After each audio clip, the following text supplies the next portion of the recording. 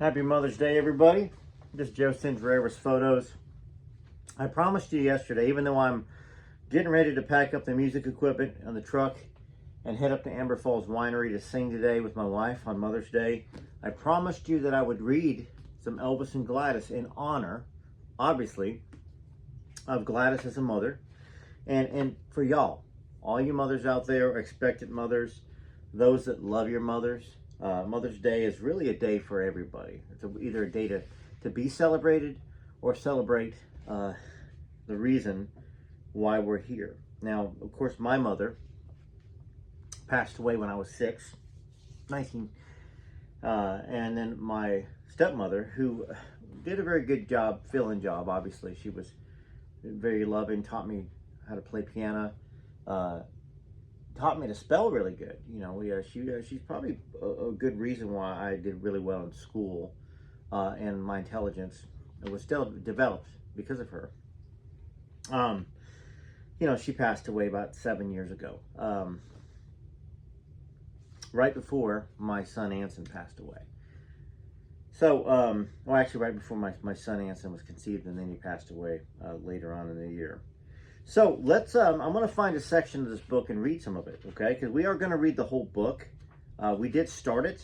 It's kind of a research book, but I really want to find a section that has a lot of information, really, about Gladys in it, okay?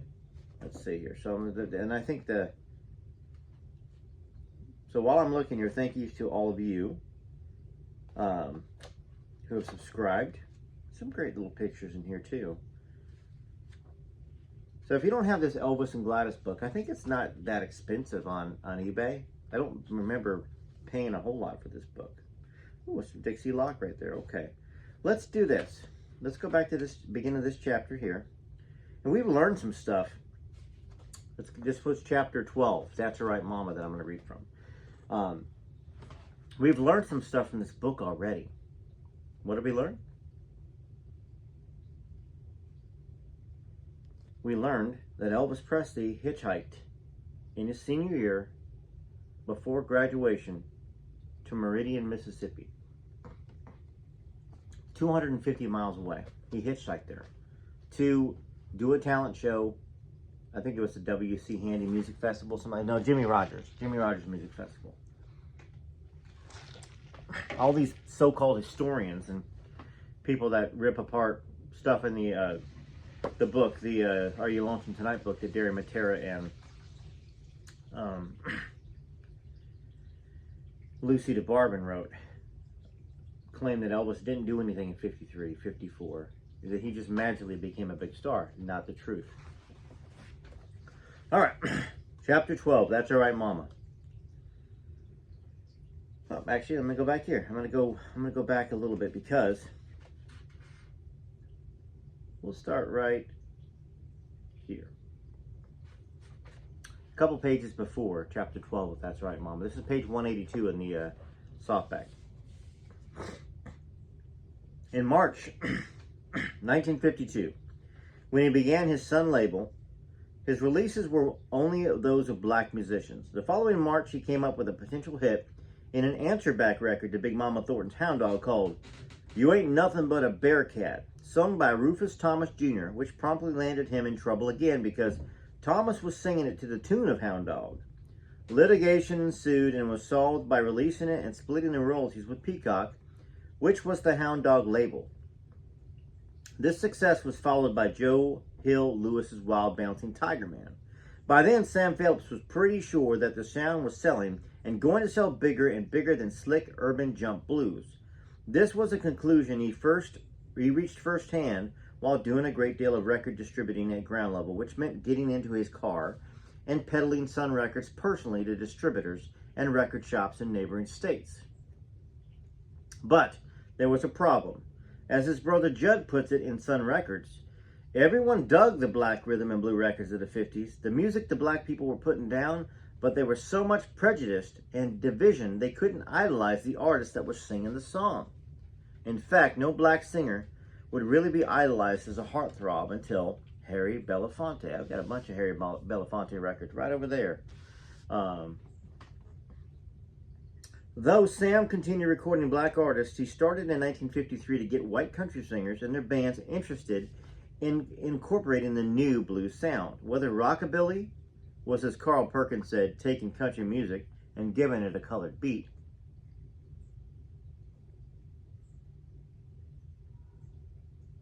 or whether it was, as some other white musicians still insist, a fusion of white honky-tonk, which was heavy piano and drum beat, and country boogie, or whether it was all revival of a beat that stemmed back from 1938 when Joe Turner and Peter Johnston, two New Orleans rhythm and blues singers, took boogie woogie to the famous Cafe Society nightclub in New York and started a craze that went nationwide.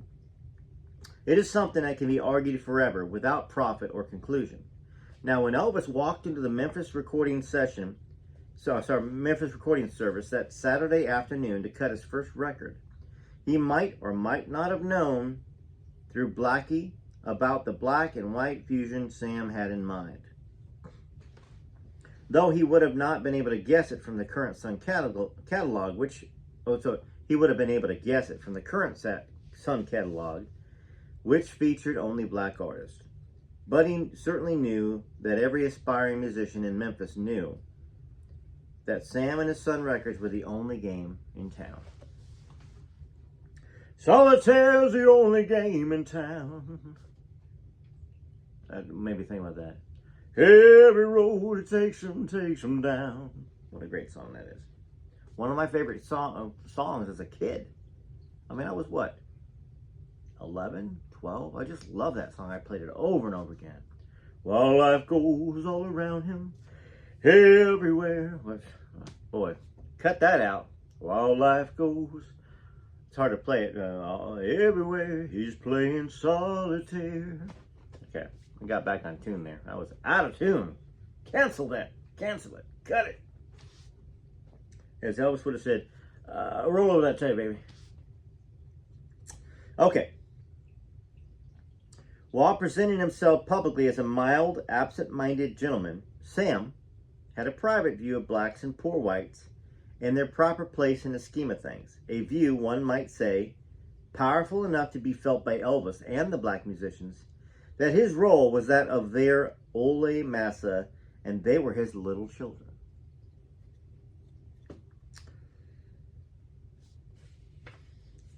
Little children whom he was going to raise. Now, what Sam Phillips made statements about also clear up that his patronage would brook no insubordination. All things considered, had Sam been there that first day at the studio, the plantation aura of Bossman Phillips might have produced a far more subdued performance from Elvis than Marion Keisker witnessed. Excuse me. Call it fate. Call it luck, fate, or a miracle. I need to slow down. It's because I don't have time. I really don't have time to do this today, and I'm rushing through it to try to get it for you. I apologize. I just need to slow my tempo down for y'all. Call it luck, fate, or a miracle.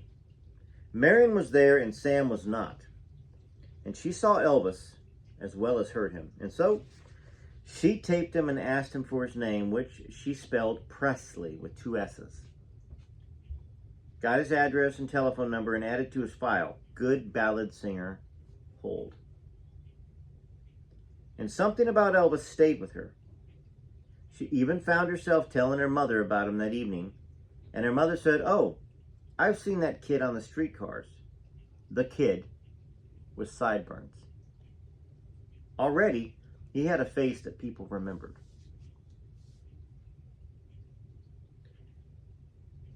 As for Elvis, he could not wait to tell Blackie his news and give his mother his present. There are 2 reasons, it's usually claimed, why the record could not have been a present for his mother. First, her birthday was back in April. And second, it is supposed that the Presleys did not even have a phonograph. In fact, as his relatives and friends at the time will tell you, Elvis had a phonograph. He had had a phonograph for several years. It would be one of the essential things he would have spent money on. A phonograph and records would have been as essential as clothes. And it didn't need to be Gladys's birthday for Elvis to want to give her a present of him singing. But if an occasion were needed for him to give her a record, there was one not too far past, one very important to them both. June 17th, 1953, was Gladys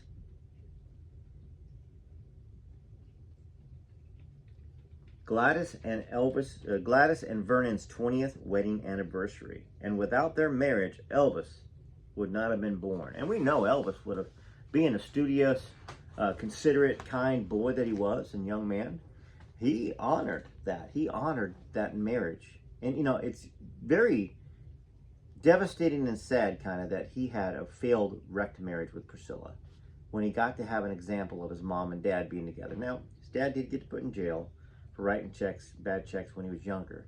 But they were together. They stuck it out together. They went through hardships together, and they didn't leave each other.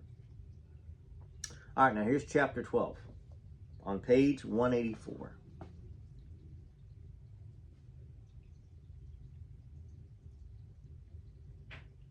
Marion played Elvis's tape for Sam, and Sam said that he was impressed, but that the boy needed a lot of work. Nevertheless, Elvis's tape and his card went into the files, and here, the Sun story usually stops dead in its tracks, not to be resumed for 6 long months. But in a town the size of Memphis, where everything that happened in the music happened in a small downtown area where the Presleys lived, the area that included the radio and television studios, Bill Street and Union Avenue, it would have been like Elvis, knowing he had at least gotten a foot in the Sun door, to leave it at that. I don't think so. There's one story which has Elvis continuing to turn up at Sun Studios, and Sam typically greeting him with remarks like, "Here's old Press, come to see what sort of star I can make out for him." But that would have been out of character for them both. If there was one thing everyone, including Elvis, knew about Sam, it was that he could not, and he would not be, hustled. However, there was a restaurant called Taylor's Cafe where all the musicians hung out.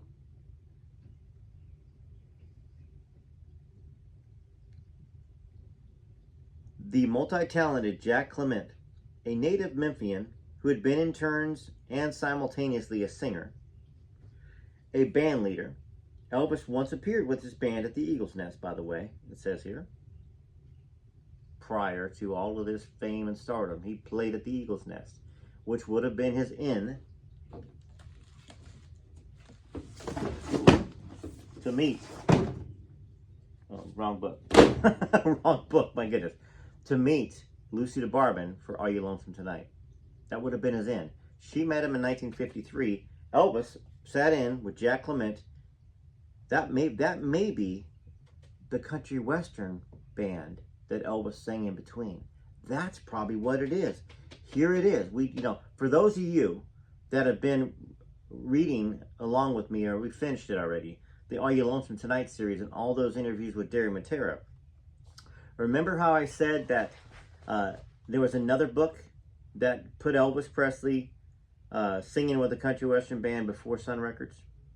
And then in the book, in 1953, Lucy meets Elvis down in Louisiana, right? Monroe, yeah, down in Louisiana at a party. She comes up to do a modeling shoot in Memphis at the zoo, runs into Elvis that night, or the night before, with her sister, because her sister had said, "Hey, there's a hot young singer I want you to meet and see." And Elvis was appearing, not being paid, but there was a country western band, and he sang in between. And here it is in Elvis and Gladys, about Jack Clement, a native Memphian who had been in turns a singer and a band leader. Elvis once appeared with his band at the Eagle's Nest. He didn't appear with his band at the Eagle's Nest at Sun Records, I don't think. Anyways, he's also a songwriter who contributed most importantly to the Sun sound as a producer of many of his Johnny Cash, Carl Perkins, and Jerry Lee Lewis recordings. Has gone on record saying that the real secret of Sun was the popularity of Taylor's Cafe. He was not joking. That's where all the guys did their writing and talking, and that's where the Sun sound was really born. It is a truism that every particular branch of the performing arts, whatever size city in whatever country in the world, has a special restaurant which functions as a clearinghouse of information, as well as furnishing food, drink, companionship, to those particular artists and would-be artists. Yeah, there's places in Nashville. When I got here in '96, they were just like that. And heck, the Waffle House was the same thing for a lot of people. But down there on Broadway, there was a couple places where the singers, songwriters, the producers would hang out. All right, these places are invariably described by outsiders as full of atmosphere, which translated means that they are best places for these artists to be seen and be seen, like Broadway, right? One could say that as the Russian Tea Room is to Carnegie Hall, so Taylor's Cafe was to Sun Studios, right next door.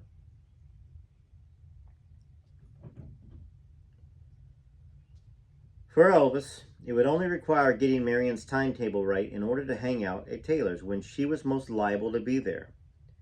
Having found favor with so specially placed a person as the attractive lady with the red gold hair at the court of the Sun King, it is unthinkable that Elvis would not have strived to keep in some kind of touch with her and develop their initial meeting into a friendship.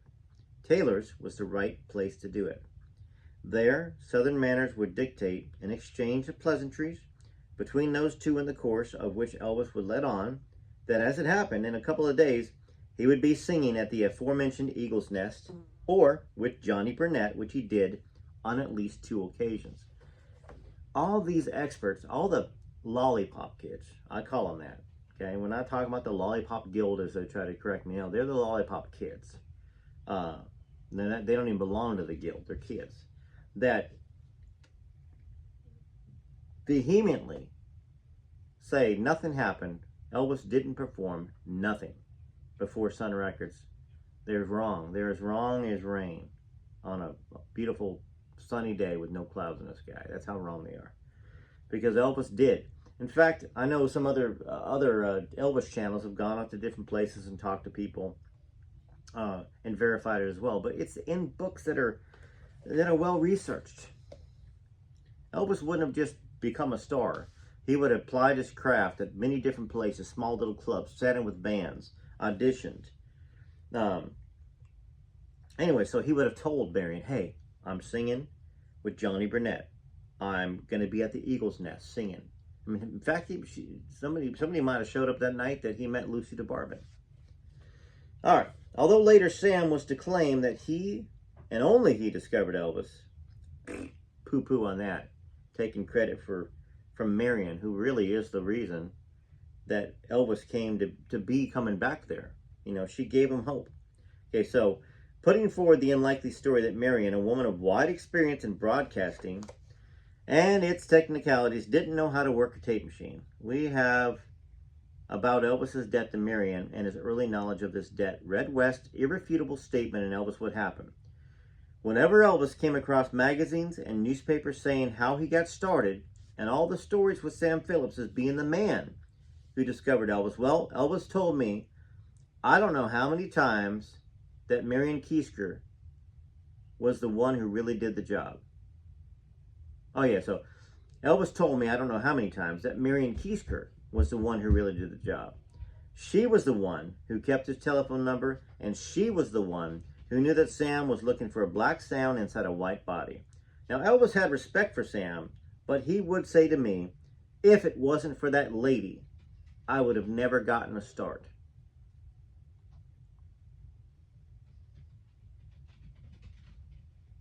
That woman, she was the one who had faith. She was the one who pushed me. Sure, Sam had the studio, but it was Marion who did it for me. Happy Mother's Day. Elvis Presley loved his mother Gladys. Elvis Presley loved Marion. He respected her. He stood up for her. And I think that's a wonderful, wonderful, wonderful place to stop. I really wanted to try to do 30 minutes for y'all.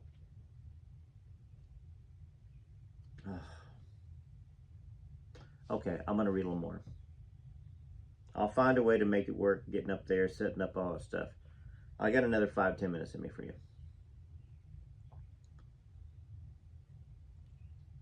From this distance, it seems clear that the upward swing in Elvis's morale stemmed from his decision at the beginning of 1953 for the family to leave the housing project. What set it off may well have been, as he said, no longer being able to watch his mother on her knees, scrubbing floors. The truth was that on this eve of turning 18, the government housing, with its welfare aspects, could no longer contain Elvis's pride, ambition, and developing sense of himself. Something else, or rather someone else, was also contributing to Elvis's buoyancy during this period. Elvis had fallen in love with a girl who actually responded by falling in love with him. After Elvis's death, Vernon briefly chronicled this love affair for Good Housekeeping. In high school, Elvis met a girl named Dixie Locke. Gladys and I thought maybe they'd get married because Dixie was a mighty likable girl. And Elvis thought the world of her. It didn't work out, but I still hear from Dixie to this day. For all its compression, Vernon's words radiate with feeling, and the same might be said for Elvis himself on the subject. In an interview for the New Musical Express some 6 years before the event, when he was in the army in Germany, some 60 years after the event, when he was in the army in Germany, he described as listening to a record of Smoke Gets in Your Eyes as he talks about Dixie. She was kind of small with long, dark hair that came down to her shoulders and the biggest smile I've ever seen anywhere. She was always laughing, always enjoying herself, and she dropped her books once, and I picked them up and we began laughing. And this is what she said to finish closing out this section, because I think one of my sons is knocking on the door and I'm going to have to go. Why I didn't do it more often. We were a big thing. I gave her my high school ring, and she would love to pour letters of sand down her back. She loved me to pour letters of sand down her back. For 2.5 years, we had a ball. TCB TLC, this is Rare Elvis Photos. Hey.